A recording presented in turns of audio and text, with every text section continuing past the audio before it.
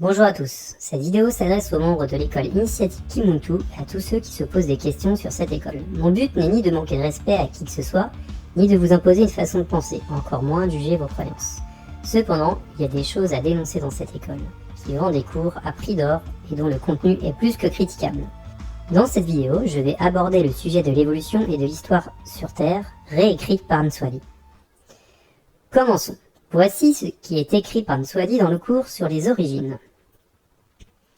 Vous allez constater que malgré la présence dans nos traditions des enseignements sur nos origines réelles, la science populaire s'efforce de nous éloigner de cette réalité traditionnelle. Tout est fait pour que nous pensions le contraire de nos sagesses traditionnelles. En effet, toute la théorie de Darwin n'est fondée que sur des suppositions, car ses disciples ne savent toujours rien sur l'origine exacte des êtres humains et n'offrent que des conjectures. Il est donc important de souligner que l'être humain ne descend pas directement du singe, comme le souligne le système dominant et des adeptes dogmatisés. C'est vrai qu'une grande partie des êtres humains continuent à penser que nous descendons des premiers primates, comme le souligne Darwin. Aucune tradition africaine ne soutient cette hypothèse, aucune. Les traditions africaines ont toujours été claires sur ce point. Nous sommes d'origine extradimensionnelle. Nous avons en nous l'ADN des orishas ou des lois et des autres types d'entités. L'ADN de notre peuple terrestre renferme la présence des informations d'autres consciences.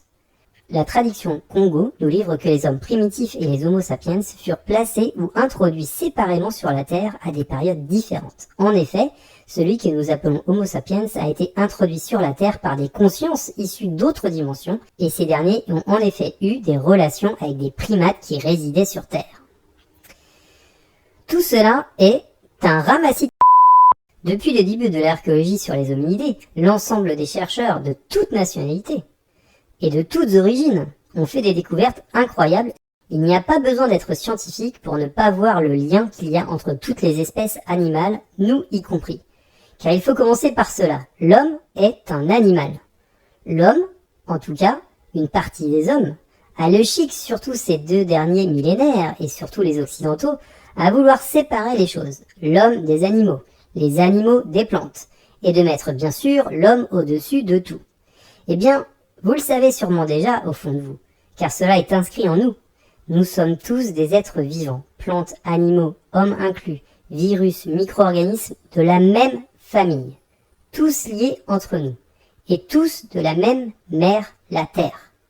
Nous avons tous pour origine commune le premier embryon de vie cellulaire sur la Terre il y a 3,5 milliards d'années. C'est notre ancêtre à tous. L'homme n'est pas à part, c'est juste un animal qui est sur la Terre depuis très peu de temps. Pour vous donner une échelle des temps, la Terre s'est formée il y a 4,5 milliards d'années. La vie est apparue il y a 3,5 milliards d'années. Les premiers hominidés sont apparus il y a 7 millions d'années seulement.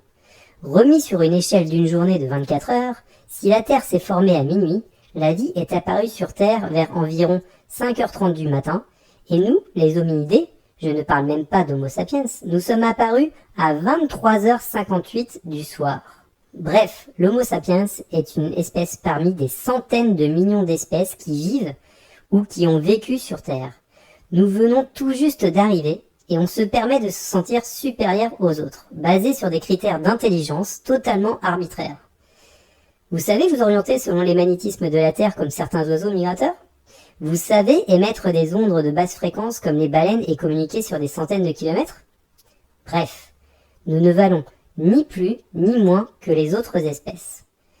Et nous sommes tous liés. Il suffit de regarder ne serait-ce que les autres mammifères. 2 yeux, 2 oreilles, un nez, un cerveau, un cœur, un foie, des poumons. Et je ne parle même pas des grands primates. Vous aviez déjà vu un gorille, un orang-outan dans les yeux ? Osez me dire après que nous ne sommes pas de la même famille. Vous le ressentez au fond de vous-même. On connaît l'origine des êtres humains. Cela se voit à l'œil nu. Cela se voit dans les centaines de fossiles que nous avons et ceux que nous trouvons de nos jours encore. On sait désormais que nous n'avons pas une évolution linéaire mais en buisson. Plusieurs espèces d'hominidés ont vécu côte à côte, parfois donnant des espèces séparées, parfois se croisant, comme par exemple les Néandertals et Homo sapiens.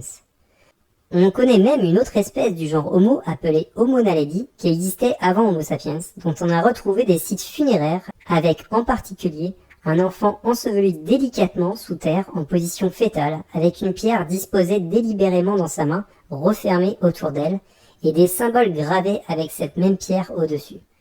Preuve que même la spiritualité et le passage de la vie à la mort nous précèdent, nous, Homo sapiens. Bref, nous sommes bien d'ici, sur Terre. Nous n'avons pas été introduits ici par des êtres supérieurs. On peut critiquer les Occidentaux et leur arrogance à croire qu'ils dominent le monde et qu'ils domptent la nature, mais croire que nous serions tout-puissants, que nous aurions des pouvoirs illimités et que nous descendrions d'êtres supérieurs, c'est avoir les mêmes illusions et la même arrogance que les Occidentaux. Beaucoup de personnes sur Terre se réveillent enfin d'ailleurs, et sur tous les continents. Nous savons que ce monde capitaliste ne tient plus et qu'il faut se reconnecter à la nature. Nous ne venons pas d'être supérieurs, mais la vie n'en est pas moins magique. Savoir que nous sommes tous liés entre nous, êtres vivants sur Terre, les arbres, les baleines, les fourmis, les fleurs, les abeilles, les libellules, les lions, n'est-ce pas extraordinaire ? Je m'appelle Arsène, je suis un être humain lié à tous les êtres vivants sur cette Terre. Je ne descends pas d'être supérieur, j'ai une âme, je ne suis pas un être reptilien, éciphétique, métatronique et démoniaque. Je suis comme vous, et je comprends vos aspirations. Ne croyez pas aux dogmes que cette école essaye de vous mettre dans la tête. Vous avez la sagesse en vous, vous avez le feu de la vie en vous, vous avez la réponse en vous, écoutez-vous, écoutez votre voix intérieure. Et prenez soin de vous.